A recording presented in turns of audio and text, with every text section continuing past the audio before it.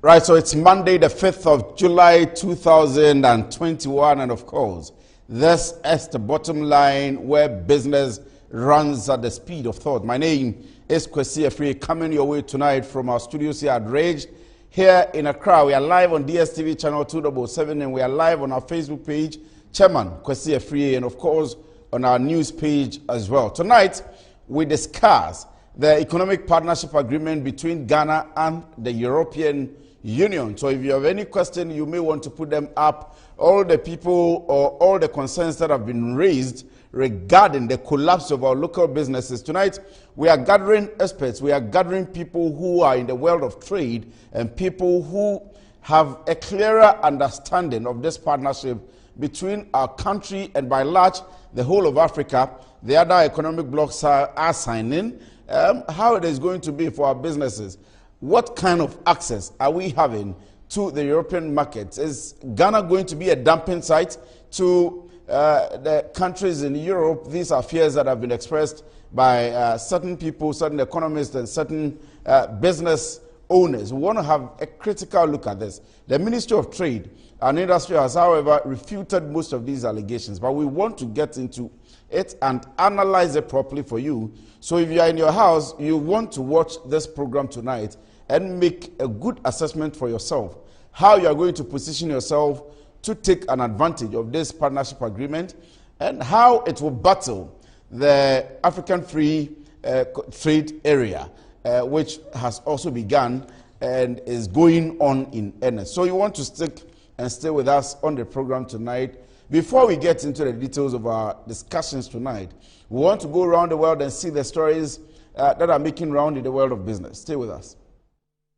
The Securities and Exchange Commission says it has received liquidation order for 3 of the defunct financial management companies. According to Deputy Director of SEC, 𝗃𝗏 𝗑𝗏𝗄, the Registrar General will engage stakeholders through creditors meeting to spell out how investors can sign up for the bailout. We also have powers of freezing assets.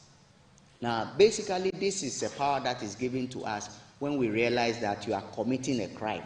And if you are committing a crime and people have assets with you, we need to go to court to get an order to freeze these assets from moving. Otherwise, the next thing is that this asset is going to move from the firm's name into your private name or into a sister's name or a relative's name. Then finally, we have powers of issuing penalties. This happens on a daily basis, and the penalty ranges from 50 penalty units to 4,500 penalty units. The Ghana Commodities Exchange is set to connect farmers to their customers through technological marketplace. According to the Chief Executive 𝗘𝗏𝗄𝗏, users will have the advantage to connect trader on the platform anywhere in the world. What we do whenever we bring on board new members, we take them through an extensive training and orientation. Some of them decide that actually I want to do this myself. Some of them decide I want to go through a farmer-based organization. And then a third group says, I want to do it myself, but I will get some help. So this is one way that we've been able to start to look at bringing youth into the whole agricultural markets. Before, it was just whatever's happening at the farm, the commodities are produced, somehow they go to market, they sell. But now we know that we can get wider markets if we come through the exchange.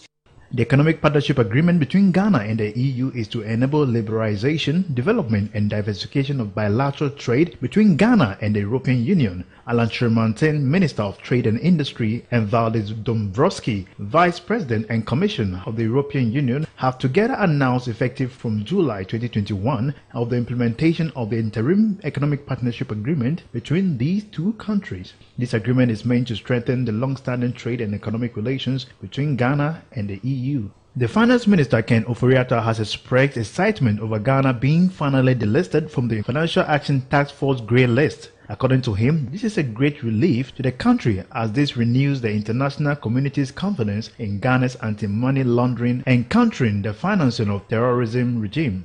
He said this at a press briefing in Accra. I think the issue of the beneficial ownership is very important because then your ability to hide money through other systems are curtailed, and as we get more digitalized, you can't really have handbags of money flowing through the borders or anything for you to be able to get it into the financial system. And that is key. So the strengthening of the NGO area, strengthening of FIC, awareness by the public and the institutions, so that there's self-regulation and clear penalties would also come into play here. The Vice President, Dr. 𝗂𝗏𝗂𝗏 has hailed the decision by the Bank of Ghana to implement a gold purchase program designed to purchase locally produced gold, describing it as a masterstroke in the quest for stronger macroeconomic agreements. Addressing participants at the Ghana Gold Expo 2021 in Takoradi, Dr. 𝗂𝗏 said the benefit of having a healthy amount of physical gold in the country's reserves are varied and enormous, and described the central bank's decision to purchase locally produced gold as a game changer. Ghana is Africa's largest gold producer, having overtaken South Africa in 2019. But Ghana's extracted gold assets are based on the royalty take, limited dividends, and corporate income tax of mining companies. These fiscal gains are typically taken in cash, and about 80% of that cash is paid into the consolidated fund. The Bank of Ghana holds a moderate amount of physical gold of about 8.7 tons as part of. Right, so those are the stories that are making round in the world of business in the country. We'll take a quick break. When we come back, we discuss the Economic Partnership Agreement. Stay with us.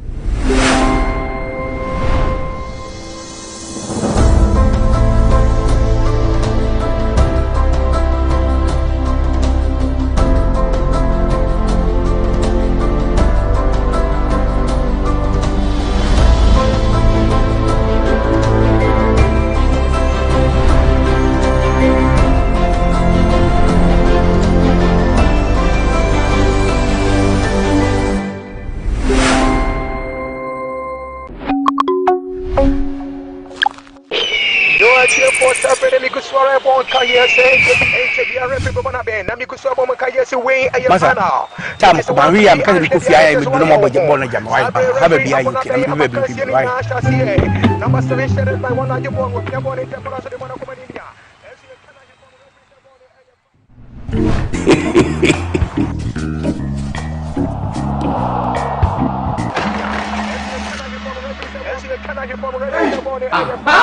HD logo the bottom. Where you say HD local channels na mo hwedo. And so pictures here clear. E 5 times better. As other channels go be show hormone. So go the mention mo ntram raka why. Oh, what the pictures. Who knows tomorrow? What the picture.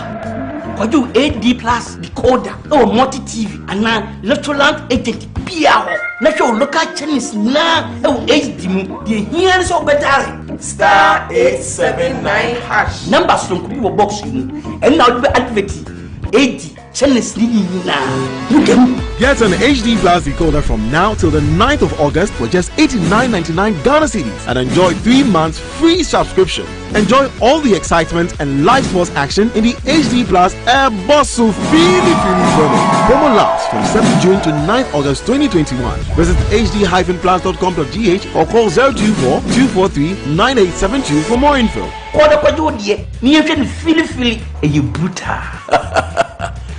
Half a nose for good things.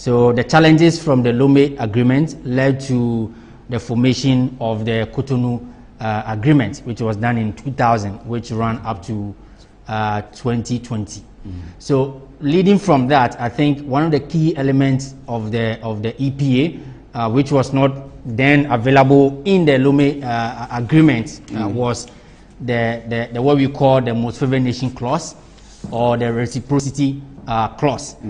Here, under this WTO article or agreement, what it states is that once you offer a concession or privileges or immunities to a country, be it the country is a member of the WTO or not, you must extend the same preferences to all the WTO member countries. So that in itself creates a big room for a lot of discussions, right? So what Ghana has done is to actually go in as a single country, because at the EPA level they are dealing with the ACP, about 79 countries. Yes. And out of these 79 countries, 40 of them are described as least developed countries. So by least developed countries, we mean countries that have very low socioeconomic indicators. Their Human Development Index is very low. And out of that 40 of those 79 that are having negotiations in the EU about the EPA, 33 of them are in Sub-Saharan Africa. Of course, Ghana is not part. They try to get Ghana to be part of the LDC. We say, no, we are a developing country. We are not a least developing country. So what we are looking at here is that Ghana has now signed onto the interim partnership agreement with the EU to open up our market over a period of time. So, sorry to distract you, but because of the distance, I'm sure you can be able to remove the mask if that will not bother you. But you are giving us a lot of detailed background there, so we would want to be able to listen to it very well, and based on that, do proper analysis. So you have taken us right from where it began. That's the Lomé Agreement, 1975 exactly, to 1999. And then ended, and then the initial what we call the Cotonou Agreement. Yes, so in fact, I had read about the Cotonou Agreement, but you have taken us far back. So it's a learning curve for us to be able to position this very well. So currently at the Cotonou Agreement, we want you to continue with that. So with the Cotonou Agreement, like I said, from the Lomé Agreement, there were some new WTO rules that were not there, because WTO itself was formed in 1995. So prior to that, there was agreements between countries, but then it was more of unilateral. Right. And then the WTO article, one of the main articles of the WTO, which has sparked a lot of controversy around world trade, is what we call the most favored nation clause, which states that if you are a member country of the WTO and you give preferential treatment to a country, whether that country is member of the WTO or not, you must open up the same preferential treatment, be it tariffs or import, to other member countries which are part of the WTO. Right. Again, when you look at Ghana, where we are, we have other agreements with the ECOWAS, which is more of started with the political arrangement. Now we have economic activity that we want to do. Now we've also come into the Africa Continental Free Trade Area. Exactly. So there are a lot of interconnectedness in terms of how, in the midst of this agreement with the EU, you are satisfying your regional commitment, you are satisfying your continental commitment. At the same time, you need to make sure that you are not flaunting on any WTO agreements. Okay, so when you look at it now, of course, there are major concerns for major businesses and certain sectors of the economy when it comes to this EPA. And of course, in the midst of it, they've tried to introduce some clauses or chapters in this interim partnership agreement that sought to, first of all, delay the introduction of such concern that has been raised by people around this EPA. Exactly. So you are saying that, okay, this EPA can destroy certain sectors. They are saying that those sectors are not going to be touched now. For you, does it look good? From where you start, does it look good? What does this mean for us as a country? I'm not going to do the before we come into the details of all of it. Exactly. Summary, does it look good? I think it will not add so much to Ghana. I mean, if you look at the now in our commerce, in our trade, not so much. In our partnership with other countries. In the long run, not so much. In the long run, not so the much. EPA will not impact Ghana on our economy that much. Yeah. Right, we'll come back to you, but let me come to you, Sulu, now. You are with SMEs, with startups, with small businesses. You are fighting for protection all the time. As we speak, you are talking about the Startup Act and all of that. And all of a sudden, we signed the Economic Partnership Agreement. Paul says it will not be too much of a benefit to us as a country in the long run. Not too much, even though there will be. What does this mean for you as an industry? Well, thank you, Kwesi, for getting us here. I was thinking in line with what my brother just said, that in the long run, what really, what difference are we hoping to see in the long run for all these things? Because, like you already said, Ghana is working at the moment. We got the ECOWAS stuff there, we got the AFTA now in place. And already we are somehow trading with the EU on certain levels. So what difference would it bring to the table? That's what we need to look out for. And I think that although it is good that we're able to get a bigger market for our produce and you know, services and all that, we also need to be sure that the people who are working in the country get protected in terms of competitiveness and all that. Because, for instance, if you open up and you say that, okay, so people from Europe can trade in Ghana easily. I mean, for instance, for now, there are certain laws that say that you can come in here and do business, but at a certain level. But then once you get that open, what it mean, or does it mean that now what we do here as SMEs, those coming in may also be allowed to do certain things that we do here? That's one thing we need to look at in terms of competitiveness.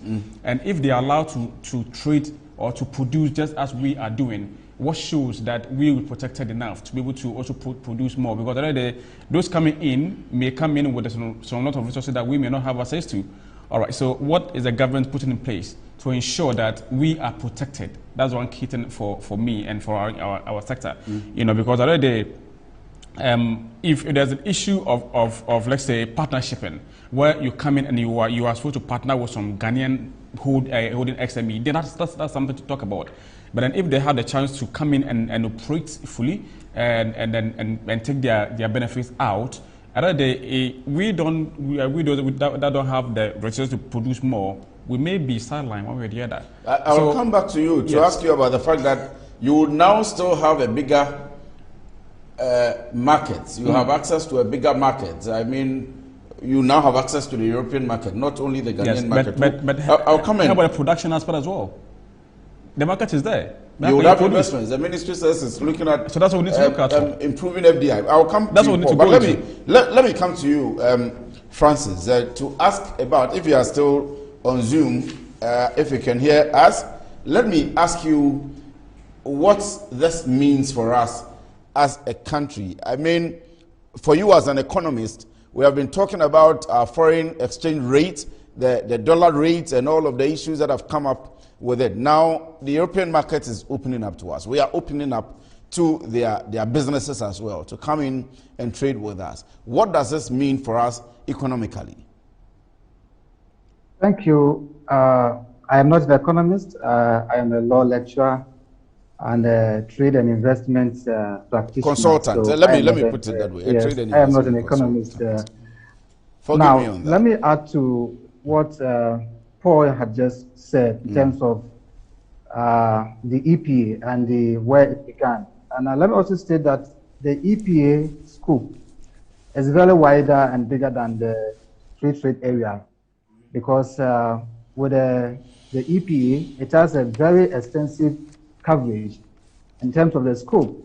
In a free trade area, we're only talking about free movement of goods and services, and then also on competition, and then also on the intellectual properties. But if you look at EPAs and their nature, they cover, apart from the free trade area aspect of it, they cover also free movement of people, and then government procurement, and then international competition and cooperation, as well as international dispute resolution mechanism. So that gives a bigger scope over on ordinary free trade area, as we have, for example, in the African continental free trade area.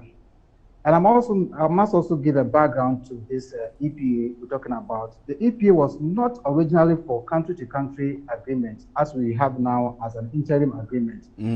This was originally for the ECOWAS community with the European Union. And so in 2014, the agreement was that all the 16 countries of the ECOWAS would sign the agreement, and then if 2/3 of them ratify, then it will become an implementable document or agreement. Unfortunately, by 2018, we had 15 of them, except Nigeria, which has refused to sign the agreement, let alone to ratify. And so that has driven us to this stage where the countries or EU is moving to have the cooperation with the countries.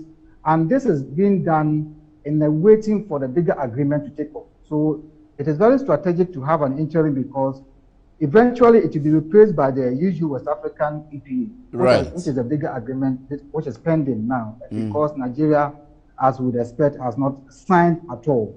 Mauritania and then Gambia signed in 2018, so we left Nigeria to sign. That is why we are at this stage. And I would want to say that for every agreement of this nature in terms of trade and investment, you would have to count the merit and the demerit. My colleagues have said that they are not anticipating much.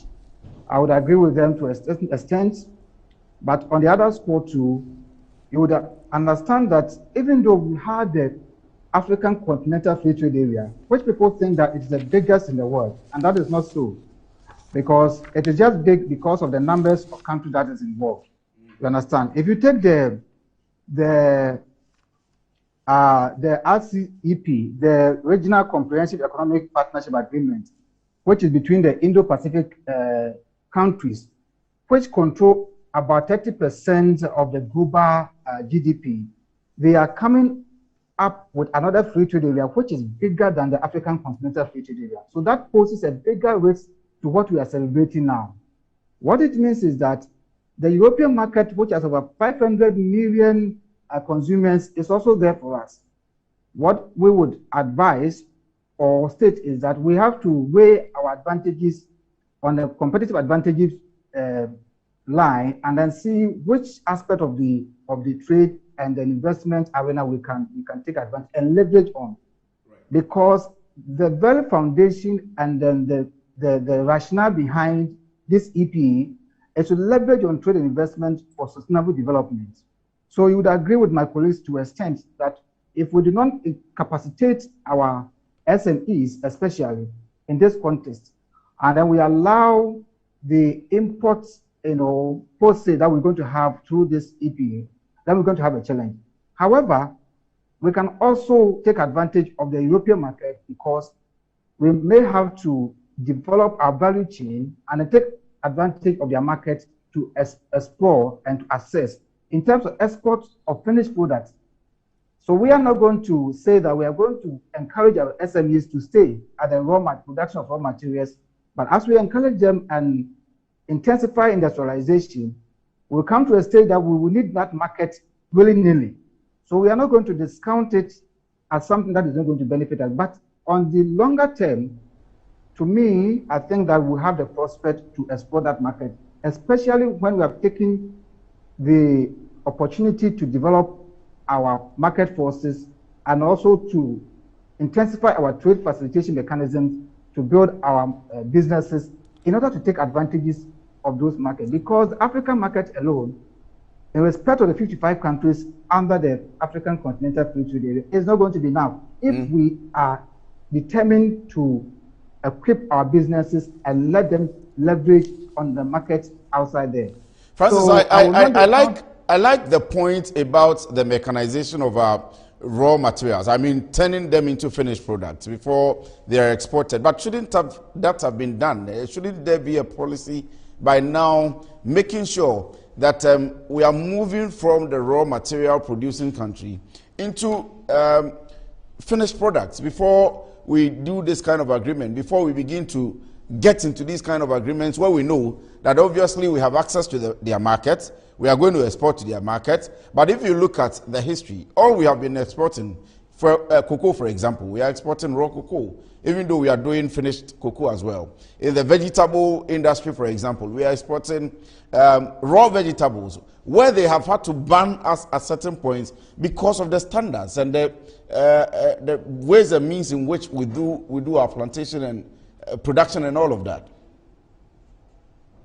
It is not as simple as that, because you see, the whole thing that we're talking about is about market access and other access to imported intermediary goods and other opportunities on those markets.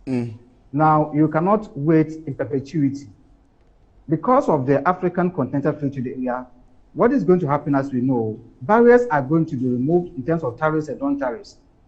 And then in this case, we're talking about quantitative restrictions. In the EPA, we are talking about quota-free, and then we are also talking about duty-free. Quota-free in the sense that whatever our market and our forces and our businessmen, our SMEs are producing, in whichever product or services they are producing, we have what we call quantitative restrictions being taken away on this market, the European market. So it's not only about tariffs, but also about quantitative restrictions that are most of the time the biggest challenge to most of our companies exporting. So it should be a wake-up call. It should be a challenge to our businesses and the government by way of policy. And when we come to the challenges and then the challenges that are ahead, we'll talk about that. Government must put in the measures to support our businesses. But in the meantime, we cannot say that we are going to allow the partnership to stay unattended to.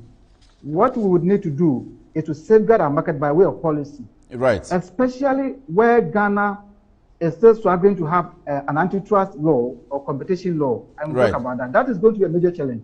But the point I am making here is that the EPA on its wider terms is to give us a bigger market because, mind you, because of the CAFTA, what is going to happen is that other businesses too from other parts of the continent are going to explore the market of Ghana, as we know. So this is not going to be something that we should be intimidated, but we should take the bull by the horn and then take it as a platform to advocate for our businesses and our SMEs to be capacitated and to be equipped in terms of capacity and technical training. Francis, so that we can be able to assess these markets. Right. So let me come back to the studio on that point. We should strengthen our local capacity to be able to assess these markets. But you have made the point that in the long run, this is not going to help us. There are fears by startups, SMEs, that they will collapse. I mean, it will be a dumping site for the European market. If they have that access 80% or even full, you still think that in the long run it will not help us. Why do you think so? Yeah, so as I started by saying, I think we need to look at some numbers too. And see, sure. Because you're going into agreements with a set of countries as against one country. Of course, like we all started by saying, the EPA was with member countries from the ACP countries, which are 79 countries. Now, I did mention about these least developed countries, right? And it's a very critical element because it's all factored, whether at a broader level in terms of all the countries together and look at each country. And in the classification of the UN, if you mention about least developed countries, they are the countries at the lowest level. These are countries that sometimes subjected to HIPIC and all of that. So if you are European Union, which is about 16 trillion GDP economy, as against Ghana, which is around 68, 70, 70 billion, not trillion, billion. Even the continent, the entire continent of Africa is around 2.6 or so billion, right? So you're going to an agreement, a trade agreement with such a huge power of European Union with about 16 trillion economy, with established and strong institutions, organizations that will in a split second take advantage of the assets that you're going to have. Of course, in this interim agreement, I've seen that there are some clauses that have been introduced to, so to say, protect some of the industries that we call infant industries. Some of them are in the agriculture value chain in Ghana. So in one of the chapters, they talk about trade defense, which is to say that at some point, if a member of the agreement, be it Ghana now, feels threatened in terms of any of the sectors, then it has the right to reintroduce a quota on that sector that they feel, even though it's been liberalized under the EPA, feels it's been threatened, looking at the huge influx from Europe, which is crippling the local institutions. Yes, some of these things are there, but in practicality, I think it's going to be difficult. And I understand the fact that this EPA is not just about trade or movement of goods and services, right? So It's about also government corporations. It's about investment. All right, social and human rights related issues. I mean, between Ghana and the European Union. In there are best practices that we can learn. Of course, there are instances that it will require that we need some technical assistance from the European Union or member countries of the European Union.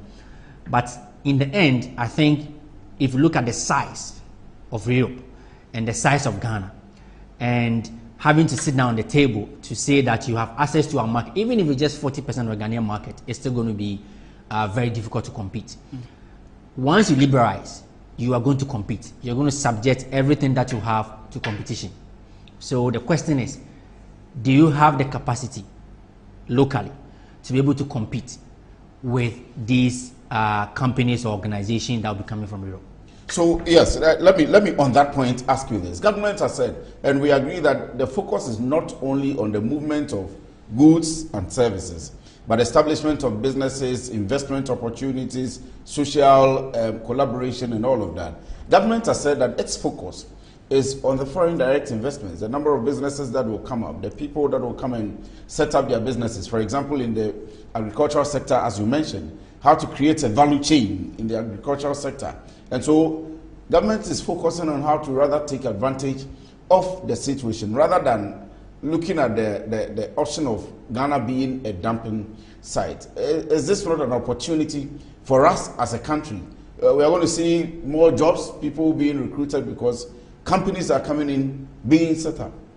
Yeah, so of course, I mean, it's not all gloomy. It's not as if we are saying that everything the EPA is not something that is workable. That's not what we are saying. Obviously, there are benefits. Once this agreement is signed, we have access to a market of over 500 million people. Okay, so it's about who has the capacity to take advantage of this European market. Of course, we have to meet standards and all of that. And the parts that you mentioned, these are all the reasons why government or Ghana has entered into this agreement. So we are looking at the pros and cons here.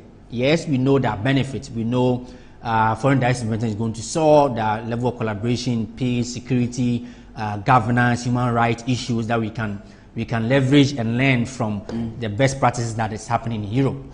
But we still have to deal with the negative aspect of this agreement. We've been there before. I mean, this is not the first time that we've had this kind of agreement. We started, like I said, by the Lomé agreement. Now we went to the Cotonou agreement. Now we have this economic partnership agreement. At the end of the day, I think the focus that has been in most countries in Africa, including Ghana, is about how we position ourselves to be able to trade among ourselves as a sub-region and as a continent. I think that is very key. When you look at Europe, it's one of the most integrated, regions in the world. I mean, it's leading the whole world. The 28 countries, they do everything, almost everything together. Right. Except in the recent development about Brexit. Until then, everything has been about Europe. They are union, they move together, they enter into agreement together, and that gives them that strength. So typically what we are looking at is to see how, as a sub-region or as a continent, we have more trade among ourselves rather than focusing on. So I'll come back later on to ask you about whether it will be an impediment to the gains made so far in AFTA. In fact, Francis made a comment on that and said that EPA is bigger than AFTA. I'll come back to you and ask that specific question, whether it would be, we all heard about AFTA and the progress we are going to make and how the African economy is going to grow, how this will now be a challenge. They running together, being able to run together or run on their sides. But Solomon, kindly indulge me. Let me go for a quick break. When I come back, I will ask you about the fears and the panic you guys have in the industry for the SMEs. So stick and stay with us. We'll be right back.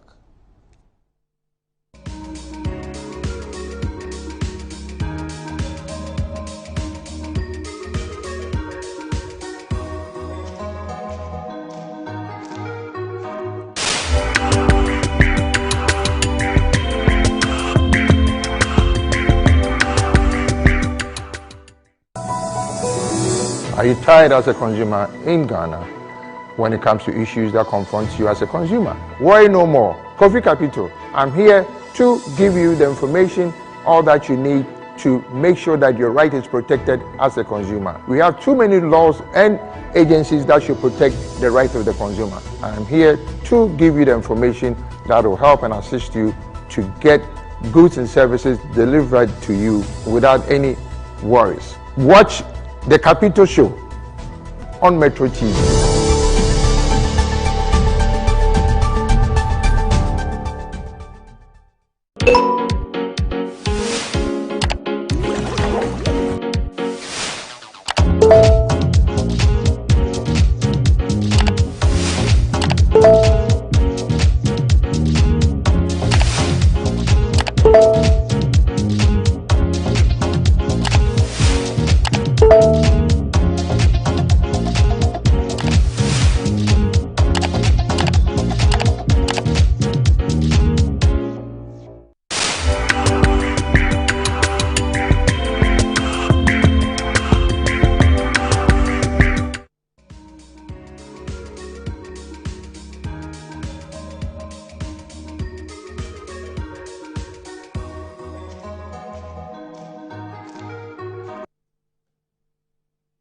You're welcome back. So I'm still here in the studio with my guests tonight, and of course on Zoom as well. Francis is on Zoom. Let me come to you, Solomon. I was asking you about the fears and panics. Initially, I had made the comment that government says it wants to focus on foreign direct investments. This means that you would get the opportunity to have partnerships with companies that are coming in. You would have business transfer, idea transfers, and all of that. You're still looking at how you will be able to survive.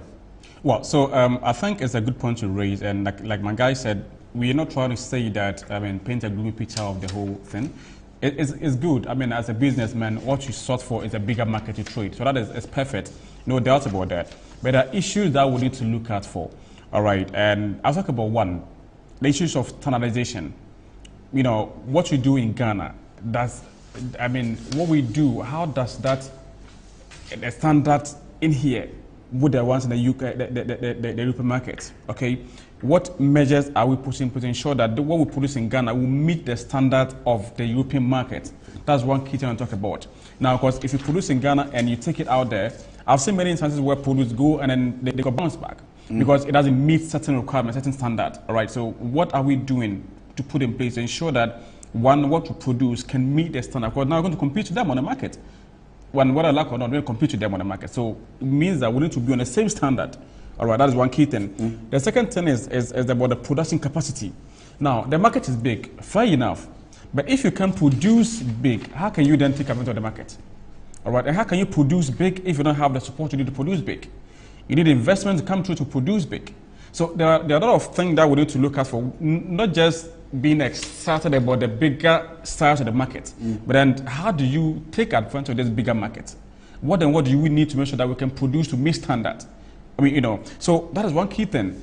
Issues of partnership is key. I mentioned earlier on that when people come into to work in Ghana, there must be a clause to say that before you can set up in Ghana, you need to be able to partner with maybe one or two SMEs on certain class, certain level, so that the issues of money transfer is there, the issues of funding into their ideas is there, but one day come in and they're able to work on their own and they employ just 2-3 people and then another day they take their returns away. It doesn't develop as much. So there must be a conscious effort to connect these people coming in to the local market, local SMEs, so they can be able to partner with them and produce with them and have, I know there are certain instances where you need to have the major shareholder of the company must be a Ghanaian. That is there. I'm sure it's a JPC law.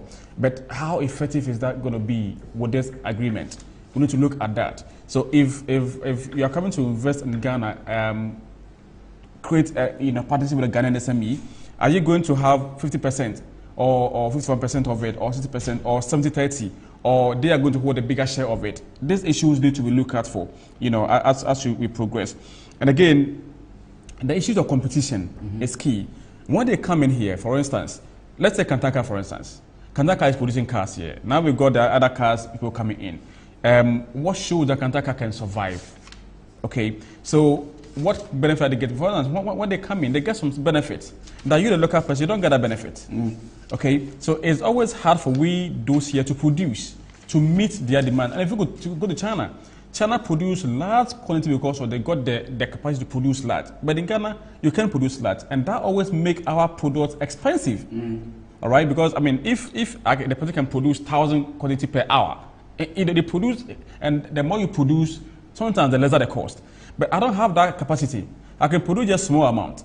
So other day, because I can produce small amount, it costs higher to produce in one corner than the people who have got the huge capacity to produce. So their products are always lesser cost compared to what we have here. The issues of costing is one key as well. How are we going to ensure that when we produce, one, it is the same standard, two, the costing competition is key, that our products may not be expensive, because why would I go to China and go import clothing, import fabric? Because the Chinese one is less expensive. Why not the Ghanaian one? Because the Ghanaian one is what? It's high in cost. But again, if you understand them, it's high in cost because of the material that they need to produce, because they don't have the capacity to do more. So we need to look at all those areas, not just being excited. Good, it's good to be excited, fair enough. But then we need to go into the details and see what measures and what policies are we going to enact to back this policy, this whole agreement, to ensure that we cannot, we will not collapse our own markets. Right. So there is a question here which goes to Paul. It says, I think they are afraid because the AFCFTA is in place, so they have to rush Ghana into signing this agreement. I'll come back to take your comment on that. But let me come to you again, Francis.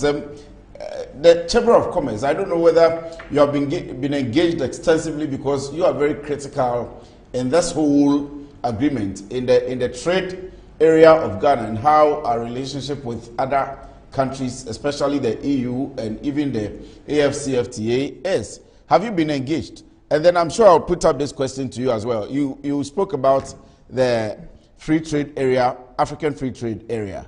Someone thinks that this is being signed in earnest because AFCFTA has started. First of all, let me make this correction. I said that we thought that the African Continental Free Trade Area is the biggest in the world, but the Regional Comprehensive Economic Partnership, which is the Indo-Pacific bloc, made up of China, Indonesia, Singapore, 15 countries, which have signed another free trade area agreement, is now becoming the biggest free trade area in the world, and not the African Continental Free Trade Area. Right. So not the, so that is the correction I want to make. Noted. Thank you very much. Yeah, like I said, I agree largely with my colleagues, the point they've made, but let's situate the whole EPA in perspective, because the EPA, like I said, has a bigger scope over ordinary free trade area. And so this one, as we speak about, it is not originally a unilateral agreement, something between Ghana and the European Union, so that you will say that the European Union is bigger than Ghana. It is an EU ECOWAS agreement. Now, already, apart from China, the biggest market for the European Union is the ECOWAS, or the West African, the Sub-Saharan African countries. So that is already something that is there. It's not something that is coming up. So in the EPA, what we are doing is that you want to leverage on a reciprocal development and partnership. So when European Union or the EU market or the EU countries have already taken over the Sub-Saharan African market, what do? This was a partnership in order to leverage and to bridge that gap. Unfortunately, Nigeria has not signed. That is why we have come this far. So like I said, this agreement is interim on the basis that immediately Nigeria signs, it is going to replace all the interim agreements. And let's scrap off. So let's look at it from that perspective and understand that it is not something that is going to perpetuity. Right. So secondly, I understand all the challenges that we're talking about, especially like my brother from the SME sector, like somebody with a Ghana Chamber of Commerce who's been agitating for the competition law as we speak now. Now, you know, the second phase of the AfCFTA, or the African Continental Free Trade Area, is for competition and intellectual property. Ghana has no competition law to guard our businesses. At our level at the Ghana National Chamber of Commerce, we have concerns. Let me say that at the council level, there was some engagement, and then the leadership were engaged. But as you always expect, government has its own prospects and timelines for doing certain things. Right. So our understanding is that we'll have further engagement and then push for certain legislative policies and then instruments to be passed so that it will guard and protect our businesses, especially the antitrust law, which is going to give a lot of advantages to multilateral companies over our small and medium right. investors Okay. in Ghana. So, Francis, Thank you very much on that. Unfortunately, our time is up, but we'll engage again on this particular topic. Let me give you just 1 minute. 1 minute to round up on the earlier question I asked you, and then your final comment. Yes, I think you were asking about the Africa Continental Free Trade Area and the 1 minute, unfortunately, our time is yes. up. Kindly forgive me. So with that, I think we have the CFTA, of course. In the midst of this, we are going to have countries having bilateral agreements, whether it's another country or with multiple of countries. Of course, in this age, we will be looking at Ghana having an agreement with China, which is also a major part. Ghana can have a conversation with US in terms of trade and development related issues. So I think going forward, what I'm expecting to see is that in the midst of this Africa Continental Free Trade Area, which is what you've been yearning for so many decades now, since the formation of the AU, which gained the political aspect, but the economic aspect has not been fulfilled. And now we have it here and working. I'm anticipating that there are guidelines for member countries to follow when they decide to engage other countries in terms of arranging agreements beside the AFCFTA. Right. Thank you very much. So Paul Frimpong is with CGIA Economist and an investment analyst. Solomon is the Executive Director, Ghana Startup Network, Pan-African SMEs. And we had Francis 𝗘𝗰𝗏 HDZ, Lecturer, Consultant, Center for African Trade and Investment Policies, and a member of Ghana Chamber of Commerce and Industry, join us on Zoom. The rest of the people who were here with me in the studio. My name is 𝗘𝗰𝗏. My 1 minute. Unfortunately, they are cutting us. That's my 1 minute. Kindly indulge me. Kindly indulge me. Thank you very much. You are brother. We always have you in the studio. So thank you very much for joining us tonight, gentlemen. It's been a beautiful show. Thank you very much for watching us from home. My name is 𝗘𝗰𝗏.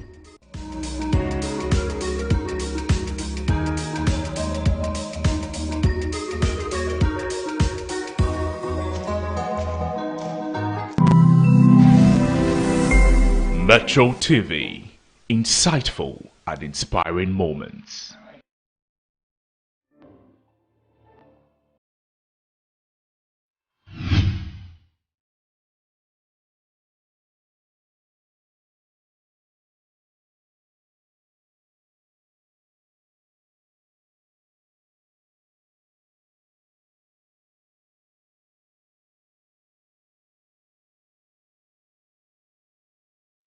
It's News Night here on Metro TV and also on DSTV channel 277. In current affairs, we have the latest political and social news. The business bit brings you up to speed with the happenings in the world of business, commodities, the stock and forex market. We also have the latest in the world of sports, plus news across our borders in our international segment. We're on air. Hello and welcome to Metro News Night, live from our studios here at number 8 Avenue Extension here in Accra. My name is Noble Crosby-Annan. And I am 𝗑𝗏 𝗂𝗏. Coming up, our top stories now. A very good evening to you and welcome to News Night here on Metro TV. I am Bryce Nana 𝗂𝗏. Hello, good evening. My name is Anya Frimpong. You're welcome to News Night on Metro TV. I'll be bringing the latest in terms of sports right here in Ghana, Africa, and the rest of the world.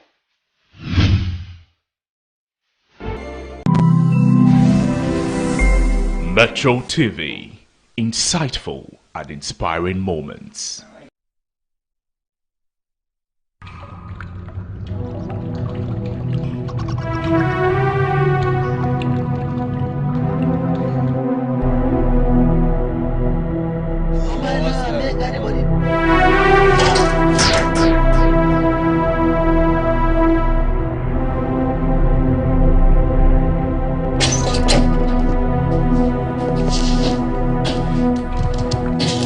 Tolu, I thought I gave you a day off. Hold it right there. Put your hands in there. What are you in? What do you want? Shut up. Go down.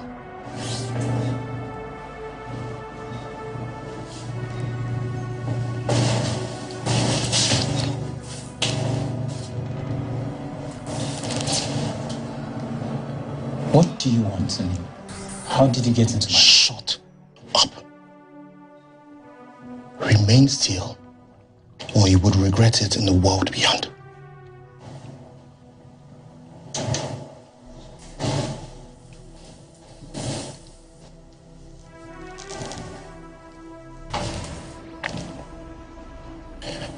I have a master key to all my targets.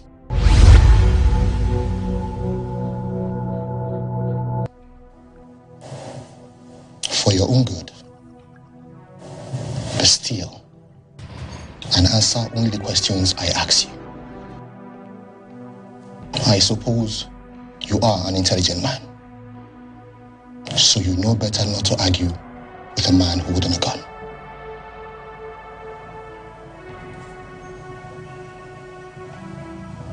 Stand up. Stand up.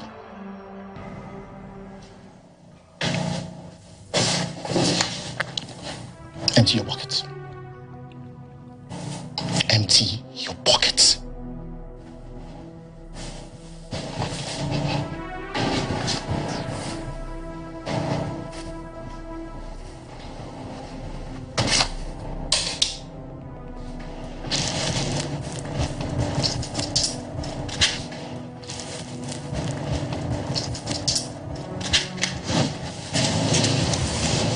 Go ahead.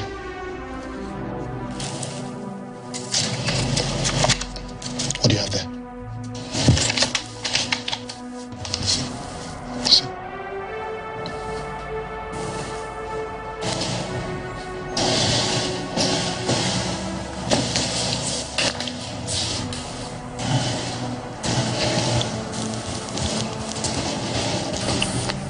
How many of you live here?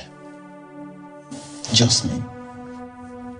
Other than my household that comes in, does the chores and leaves. Has she been here today? No. What's her name? Tolu. Okay. I don't know. But I was at the supermarket.